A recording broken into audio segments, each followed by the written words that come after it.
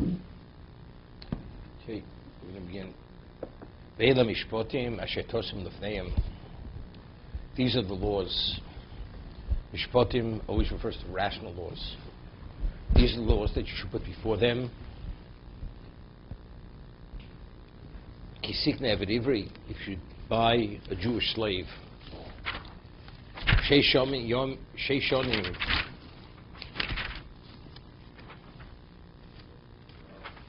Well, we'll see Rashi in a minute. Yavol, for 6 years he should work. For Shvi sheitzu l'chov shichinam. The 7th year he goes out free without any pay. Regardless of what you paid for him, the purchase price is maximum. It's covered 6 years. Whatever way you want to divide it. Rashi, Ve'ela hamishpotim. It says, and these are the mishpotim. And there's always a continuation. If it would always said Eila, these are, not with the and. These are the mishpotim, that means, so the inference is to negate anything other than these. Eila poseles rishonim. The word Eila goes and invalidates what was stated previously. Ve'eila, with the vav and these, most of the rishonim. In addition to what's previous, there's these. Ma rishonim Sinai. So what is the vav coming to tell us?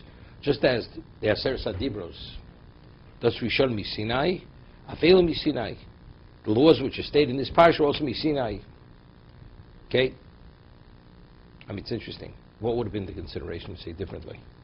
We learn in this parsha, eved ivri, a person goes and injures another person, he has to pay various levels of what? Of restitution, tsar, nezik, ripui, boshes, right? Or whatever it is, you have to compensate the person. That I would think was not Sinai. Then it speaks about when it beats a slave, the slave dies, doesn't die, animals, damages. So evidently, this area, there's a consideration to say what? Maybe it's not Sinai. It's not a Sinai law.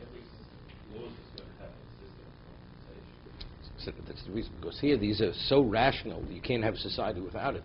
So you would think that maybe they're not Sinai. Like people say, if people learn Pirkei Avos, we're amazed at our rabbis. They understood the inner workings of the psyche of a person. You know, Pirkei Avos. But Pirkei Avos is halach lo mishum Sinai. It has nothing to do with it. It's purely Masorah. Whatever the value systems within society, how a Jew has to behave, Pirkei Avos is what? Is Sinai. How do you know it's Sinai? The opening sentence. Exactly. Moshe Kibbutz told me Sinai. So that the Mefarshim say, Rabbi Yudan Nossi, he's the one who authored Shas. I mean, the Mishnayos. So you would think an introduction to Torah Sheba'al Peh should be before maybe say Koran Shema Be'arvin, before Brochus. You start Moshe Kibbutz told me Sinai. I'm sorry, Yeshua. He waits till Pirkei Avos. All of a sudden, now he introduces halfway through Shas. In the Zokim and the Zikin, that's all of a sudden he introduces the historical background. The answer is the others not even consideration to consider any other way. Of course it's Sinai. But this, which they're rational, how to behavioral laws, innate character of a person, that has nothing with Sinai, you know. It's Rabbi Shimon Korcha, and it's Rabbi Shimon Yechoy, and it's this one and that one. The answer has nothing to do with this. Ayin Tova, Ayin Ra, all this, no. That itself, this is Sinai. So the same thing, since they're so rational and you can't have a society without them, I would think what? Maybe it's not Sinai. Ve'ela, no, every aspect, every detail, the subcategories, it's all Sinai. There's a Orach Chaim HaKadosh in last week's parsha by Kofel and Harkigigas. It goes on Tosa's question about if they already said Nasav Nishma, what do you have to put them out over the heads? Right? It's the question Tosa says. So he goes to explain that one of his approaches is that they said Nasav Nishma on Torah Shebechsav, Torah Sheba'al Peh. What about to accept the Gzeris, the Siyogim? The Siyogim that Chazal would legislate.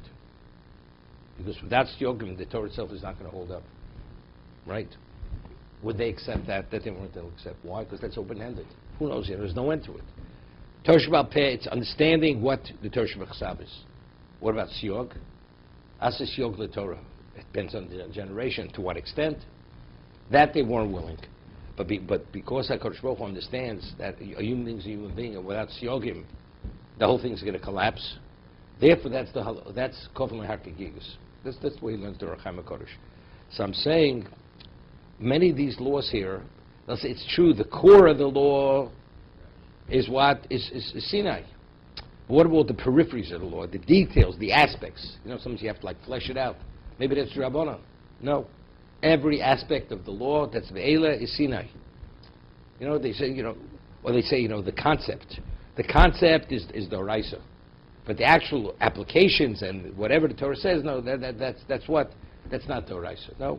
Ve'ela. Everything the Torah says and describes and details, that's all Sinai. No, not defense. But what the Torah talks about, Torah doesn't talk about defense. Right? It's Chazal, which they legislate afterwards.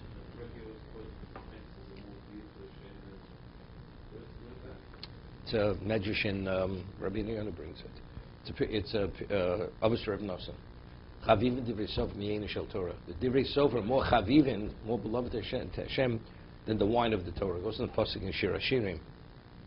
No, but does this also affirm that we were given the oral Torah? It all sounds like a Gemara, that we're sitting down and delving into something.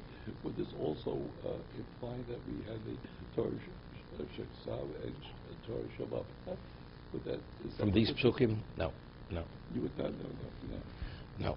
It says whatever is stated in the Torah. The Ve'ela is what's stated explicitly in the Torah. Torah Shabbat is something that's derived from a different pasuk. That's from Sinai. Ve'ela. Ve is a continuation. And these, not only what was stated previously, which is Aser Sadibras from Sinai, that they heard directly from Hashem, that Moshe continues to communicate, these laws are also from Sinai. Okay? But if we make a deal why the Chumash uses the word Lefnei instead of Lefnei Yisrael.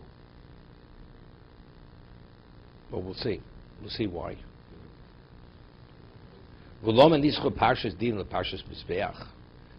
Right? Lo salv mal samizbechi. It says you should build a certain type of mizbeach. The stone should not be cut with a iron implement. Lo maloch. Shetosem Sanhedrin eitzim mizbeach. The Sanhedrin, where do they convene? In the Lishk Sazagoses. Right? By the mizbeach. Okay? It's interesting. I mean, when it comes to Torah, everything in Torah is Siyata Dishmaya. Without Siyata Dishmaya, it doesn't work. The halacha is that the only bezdin that could rule on capital cases is a bezdin of Chov Gimel. Yeah, you need 23 dayanim. A bezdin of 3 cannot rule on even Malchus. Even Malchus. You have to have 23 dayanim. Okay, but let's say you have 23. Seeing you could. What about if the Sanhedrin Gedola is not in the Lishkas Agoses? Then even the lesser court, the court of 23, cannot rule any longer. But why? What is if they rule independent? They have to consult with the Sanhedrin Gedola. They could rule on the capital cases, death penalty. So why does the Sanhedrin Gedola? Why do they have to be in the Lishkas Agoses? Why do they have to be in the chamber of cut stone? It's only they convene there. Then all the other courts, then they're qualified to rule on death penalty. The Gemara says in Sota we had that the transgression of Torah was so rampant, adultery and murder, they had to disband because the Bezdin would have become a slaughterhouse. They would have been killing people day and night. So therefore, they shortly disbanded. So how did they? So what's it? Sanhedrin Gedola, they left the Lishkas Agoses, and then all the other B'nai Din became inoperative. They stopped functioning. They couldn't rule any. But why? So you see clearly that the Siyata Dishmaya, the clarity that one needs to be able to rule on these cases, is based upon the Sanhedrin Gedola convening the Lishkas Agoses. If they're not there, the Siyata Dishmaya doesn't transfer. It's not transmitted to all the other B'nai Din. They're there, and what's this Azorah? This Mikib Mitzvah Tetzisora. From where do you have the Torah? That's the Shechina. That if the Bezdin is connected to Shechina, it filters down to every Bezdin. If the Sanhedrin Gedola is not there, they're cut off. They're cut off from the source. Once you cut off from the source, they can't rule at that level any longer in terms of implementing the death penalty.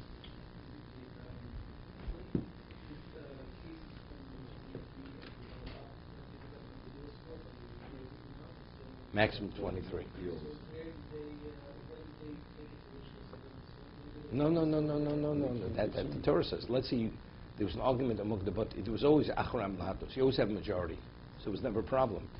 But the problem was, what if you have two batei dinim who disagree on whatever the halacha is? So then they would go to elucidate the halacha. That's the come to Aliso. You send to Yerushalayim, and the Sanhedrin, they give the final decision. Okay.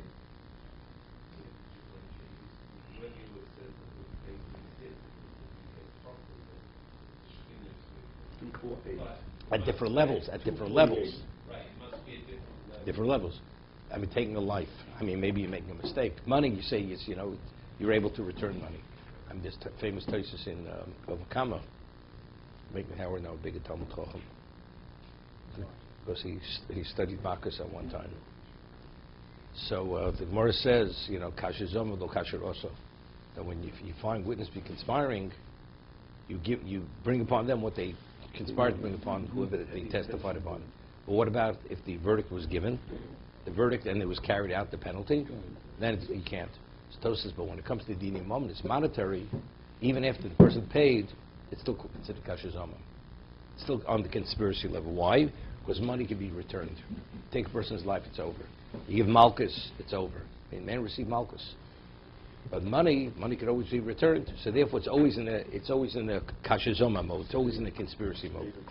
So even though the person paid, you could force the witnesses to pay. The witnesses to pay. No. This says the ones who actually conspired to testify falsely, and they did testify falsely. No, so I'm saying something. You see, the level of clarity for monetary does not be the level of clarity for taking a life. A life, once it's taken, it's over. Money, you pay it. So therefore, even if Sanhedrin Gadol is not Lishkat Gnosis, you can rule on all monetary cases. Not a problem. But if Sanhedrin Gadol is not there, on death, capital cases, you can't rule that any longer. You can't. That's okay. So I'm explaining, because the level of clarity that you need to take a life is a whole different level of clarity. So to merit that level of clarity, which we call Siyata Shmaya, the Sanhedrin Gedola has to convene in the Lishka Gozos, in the chamber of cut stone. Okay, let's see the Maral.